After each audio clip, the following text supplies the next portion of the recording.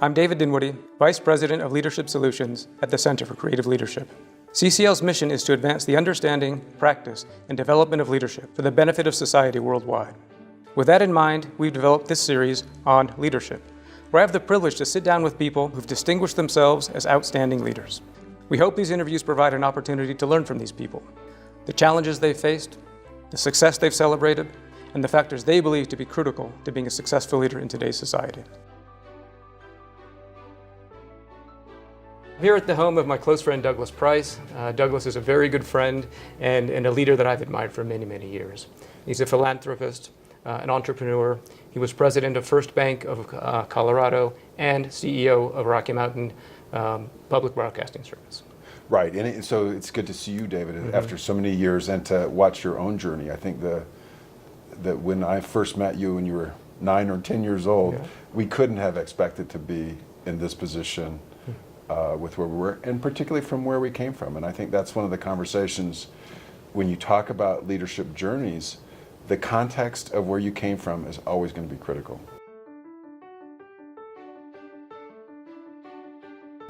I don't know.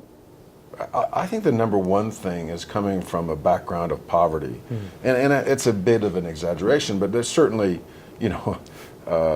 certainly there wasn't excess ever. There was always food and sort of things. I think a sense of not belonging. I've always felt like an outsider, and so I think that's difficult to overcome. And I think that it actually gave me important lessons. As somebody who felt like an outsider, I was pretty embracing of other points of view. To bring diversity into the workplace was a lot easier than it might have been had you felt like you're part of the fraternity. Right. So I think my greatest weakness of maybe at times having a sense of alienation from the cadre, that sort of thing, actually led to an ability to create teams that were stronger because of the inclusivity that occurs when you feel like you're an outsider. And we would build some strong units of people, diversity. You might want sort of universal strengths in a way, but you want diversity because that contributes to a good environment. And I think that people don't understand what diversity does. Diversity is never about people who look differently but think the same. Diversity is about people who think different. Contention is almost always bad, right? If you personalize it. So we spent a lot of time at Citizen State Bank, and I was president and CEO of the lead bank. I wasn't president of the holding company, but incredibly successful. The little bank we have now, we spend a lot of time on that. And the idea of you have to learn to have conflict. You have to embrace conflict, but you have to avoid contention. That's why I say, we talked about this idea of radical candor, which was really a terrible concept in my opinion. We talk about kind candor. We have to say what we do. We have to be able to reflect the viewpoint of our colleague in a way that respects them and ask, is there not a better way? I have a different idea than you do. Let me see if I understand what you want, what you're suggesting, what you're recommending. Let me see if you understand what I'm recommending, and can we find what we think is the best path, mostly for the customer, but I also think of employees as an important constituency in the work that we do. Yeah. That industry had not really been altered in 50 years. Television has only been around legitimately since the 50s. Right. I'm 61. Television, sort of the bulk of stations were getting licensed in the 50s when I was around. So it wasn't a universal thing. And they hadn't really changed the behavior. When I arrived, which was in the depths of the recession, they had lost $5 million the previous year on a budget that had them see $9 million in revenue, and they'd expected a lot more. Not very sustainable. It wasn't sustainable. That we had one more year that bad in us, and we would have to close the doors. So there was a legitimate existential threat. People talk about existential threat in business, and business does fail. Nonprofits like that institutionally rarely do what we had to do. On the 100th day I was there, we had to lay off 50% of the team that had been there, and it was very, very difficult. Difficult thing to do. So difficult to ask somebody to leave an organization that they might have given 20 or 30 years to, and they had done nothing wrong on their own. The leadership had been bad, and the Center for Creative Leadership really focuses on that. But we often don't focus on the failures of leadership, the decisions that are made, and they're not terrible in a sense. In this, that well-meaning people can make terrible decisions. The culture as a whole is going to be disrupted. The idea of disruption, what technology does to you. Well, we were being disrupted by technology. That the challenges that we face were really a product of an internet era. They were a product of the global economy melting down per se. But we took an organization that had a budget of about 9 million and got it to 17 million before I left. We took an organization that had 43,000 members at a time when there was a decline in media, in public media entities having members, and we went from 43,000 members to 75,000 members. We were the fastest growing organization in public media that wasn't sort of a startup in the country. And we did that because we embraced a new model. This idea of service to the public that was different.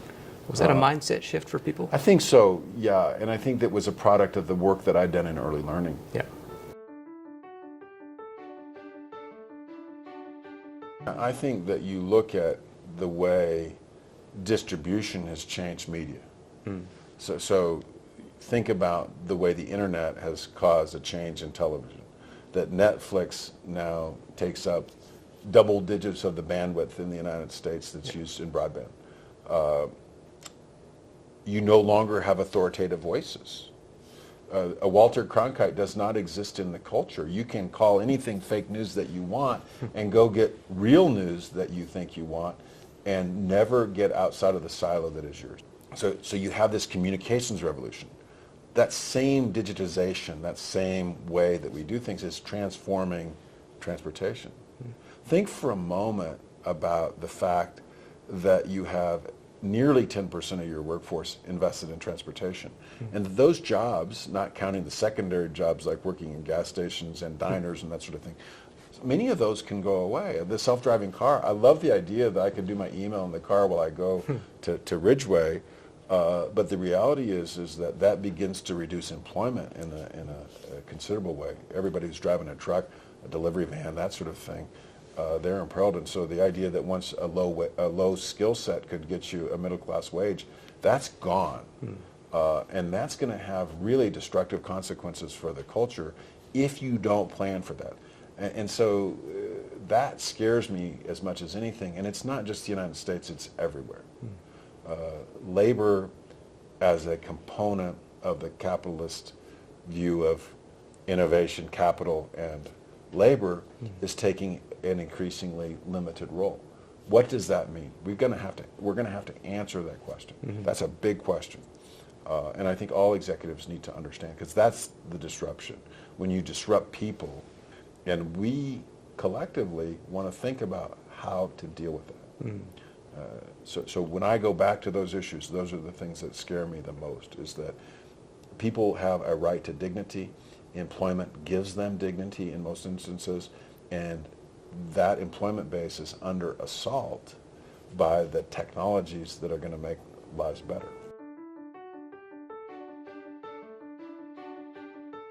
I read a Harvard Business School professor who's talking about the generational change.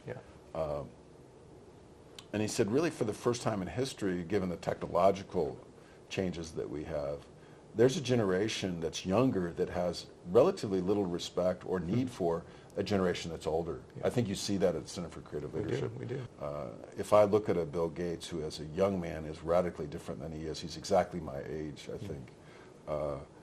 You watch the way he's behaved as he's gotten older, and the wisdom that he's gained, the way he's surrounded himself with mentors to the extent he has, the apparent strength of the marriage he has. They all contribute to his growth in a way that has made it more successful. I think that the impact that Microsoft had at transforming the culture was a byproduct of a way that Bill Gates thought over time. So I think part of it is to say, hey, we don't have all the answers when we're 25 for sure. We don't have all the answers when we're 60, and that continued conversation to get some level of enlightenment is important. And so that's the key thing, is that it's not just about business, it's about growth. And that conversation between people who are different in age, maybe different in circumstance, has a value over time, and that should be sought out. And as an introvert myself, I have to discipline myself to have conversations with a lot of different people, and I have to be very proactive in making sure I get out there and set appointments and talk to people that are going to have a different viewpoint than myself, because only then will I understand the direction we need to take.